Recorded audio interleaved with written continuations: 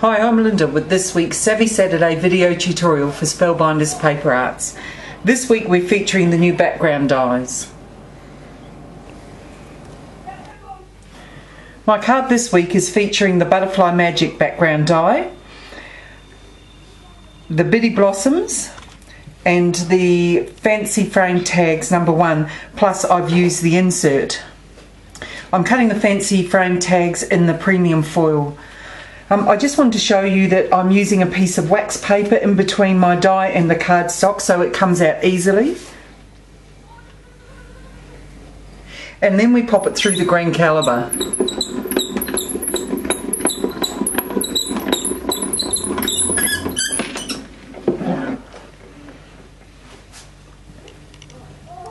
The wax paper makes it so easy to get the card out of the dies, and then I just get a little tool and lift it up. There we go, there's the Bitty Blossoms. Easy. The same with the Butterfly Magic. As you can see, a lot of the spaces in the die have come out and already in the die. So what I'm going to do here is just trim the paper down to the size I want it, and basically I just need to trim that little edge off. You'll see these come away. Then I've added glue to the filigree background and I've added it to my black card. And that gives us the base to work on for the rest of the card. I've cut out 2 extra background dies and cut the butterfly out of each of them, giving me this beautiful butterfly here, and we're going to layer it using some of this zip dry paper glue. Just give the end a little clean.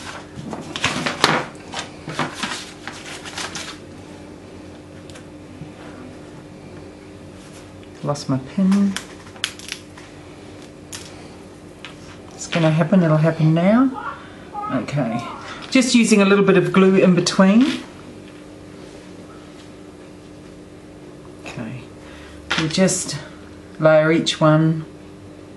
I like 3, it gives a good amount of dimension, and those beautiful wings look lovely just layered. Okay, while that's drying, I'm going to add a strip of tape across the bottom.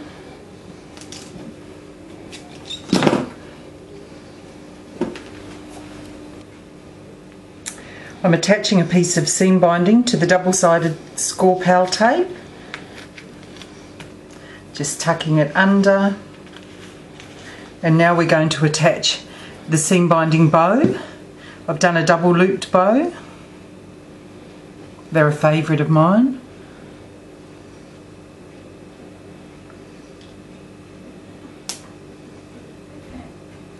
Okay, again I'm using the zip dry paper glue and attaching the bow here. There we go. Sorry ladies, while you weren't looking I had to do a little bit of backtracking.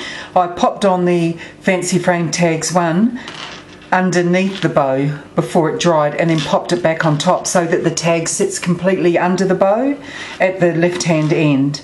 And I have popped the insert up on foam tape.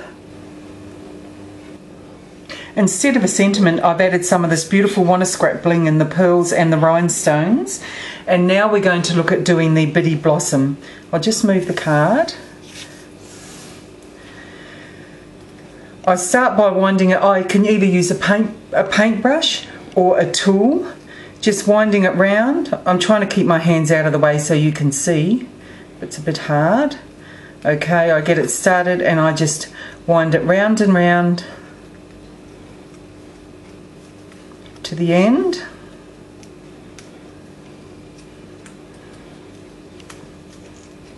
Straighten it up and add a little bit of glue to the end.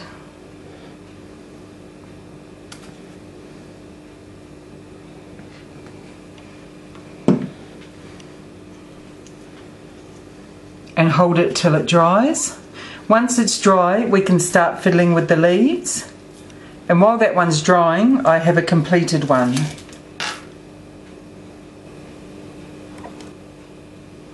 That we're going to add on top of our bow again with the glue. Use a little bit to hold it. Okay, I'll just hold it there for a second. And now we're going to add some of the beautiful flourishes swirl finesse.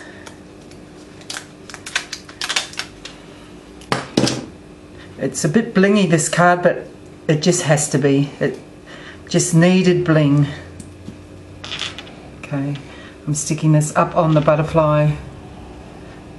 You just fiddle with it till you get it how you want. While we're blinging, I'm going to add some of the self-adhesive Want to Scrap pearls to the body, keeping the pearl and rhinestone theme.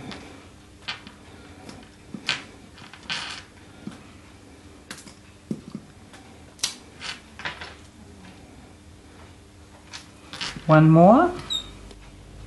I finished off by adding the bling to the centre of the butterfly, a large, medium and small of the Want to Scrap self-adhesive pearls, and added the whole card to the white base. I will just say that my base is 10 by 30 centimetres and I have scored it at 15 centimetres to make the card 10 by 15 centimetres. Thank you for visiting today, and I hope that you're inspired by these beautiful background dies from Spellbinders.